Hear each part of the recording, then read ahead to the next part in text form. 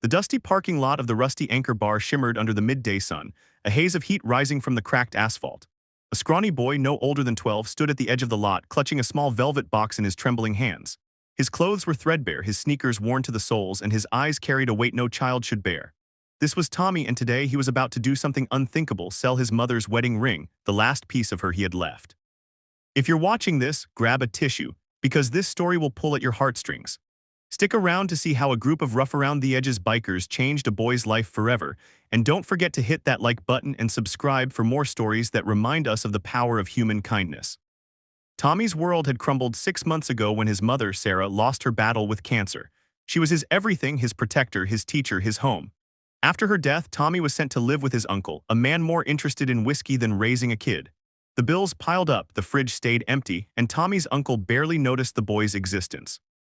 But Sarah had left behind one treasure: her gold wedding ring etched with tiny stars, a symbol of the love she'd shared with Tommy's father before he'd vanished years ago.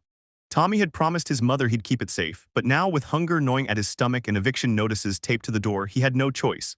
He needed money, and the Rusty Anchor, a biker hangout on the edge of town, was his last hope.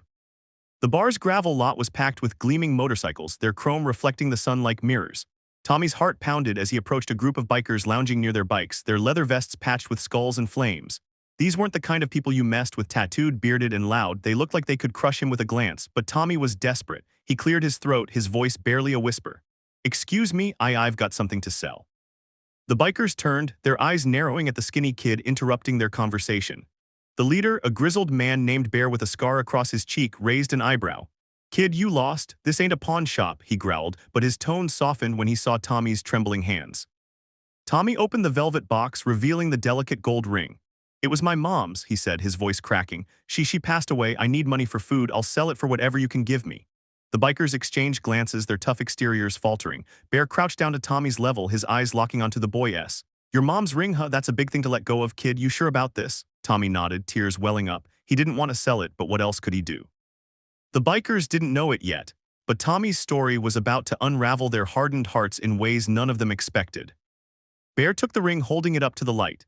The other bikers, Rusty, a wiry man with a red bandana, Lena, a tough-as-nails woman with a buzz cut, and Jake, a quiet giant with a gentle voice, crowded around. They weren't rich, but they knew value when they saw it. The ring was worth hundreds, maybe more, but Tommy's hollow cheeks and desperate eyes told a story money couldn't fix. "What's your name, kid?" Lena asked, her voice softer than her appearance suggested. "Tommy," he replied, wiping his nose on his sleeve. "My uncle, he's not taking care of me. I just need enough to eat for a while." The bikers fell silent, the weight of Tommy's words settling over them like a storm cloud. Bear handed the ring back to Tommy, shaking his head. "We ain't buying your mom's ring, kid. That's not how this works." Tommy's heart sank, thinking he'd failed, but Bear wasn't done. "Tell you what," he said, standing up. "You come inside, get some food in you, and we'll figure this out. Nobody's going hungry on my watch." Tommy hesitated, unsure if he could trust these strangers, but the promise of food was too much to resist.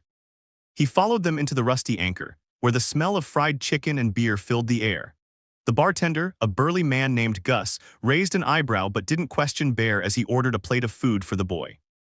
As Tommy devoured a burger and fries, the bikers sat around him, their usual rowdy banter replaced by quiet concern. Lena leaned forward, her voice low. "Tell us about your mom, Tommy." And so he did. He told them about Sarah's laugh, how she'd sing off-key while making pancakes, how she'd read him bedtime stories even when she was too sick to get out of bed. He told them about the hospital, the bills, and his uncle's neglect.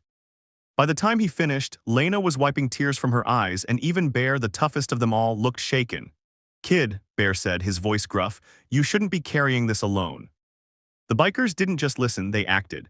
Bear pulled out his phone and called a friend who worked at social services, explaining Tommy's situation without giving away too much. Lena, who'd grown up in foster care herself, knew the system was slow, so she suggested they take care of Tommy until things were sorted. Rusty, who owned a small auto shop, offered to teach Tommy how to fix bikes, giving him something to do besides worry. Jake, the quiet one, slipped Tommy a $20 bill and whispered, "For whatever you need, kid." But the real surprise came when Bear stood up, his voice booming across the bar. "Listen up, everybody, this kid's been through hell and we're gonna help him out. Pass the hat."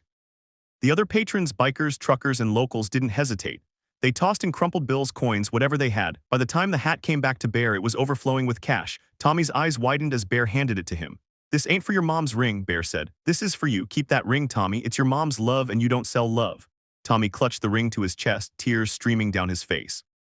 For the first time in months, he felt seen, cared for, like he wasn't alone. But the story doesn't end there. The bikers didn't just give Tommy money, they gave him a family. Over the next few weeks, they checked in on him, making sure his uncle shaped up or faced consequences. Bear's friend at social services got Tommy into a better living situation with a foster family who treated him like their own. Rusty kept his promise, teaching Tommy how to wrench on bikes, and the boy found solace in the hum of engines and the smell of motor oil. Lena became like a big sister, showing up with groceries and tough love whenever Tommy needed it.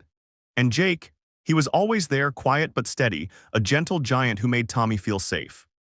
The ring stayed with Tommy, a reminder of his mother's love and the unexpected kindness of strangers. The bikers, once intimidating figures in a dusty parking lot, became his unlikely heroes. They showed him that even in the darkest moments, there's light to be found in the compassion of others.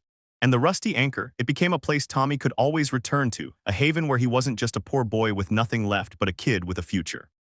As the sun sets on this story, let it sink in. Kindness can come from the most unexpected places. Those rough-looking bikers didn't just change Tommy's life, they reminded us all that humanity shines brightest when we lift each other up. If this story touched your heart, smash that like button and subscribe to our channel for more stories that inspire and uplift. Share this video with someone who needs a reminder that there's still good in the world. And let us know in the comments, what's a moment of kindness that changed your life?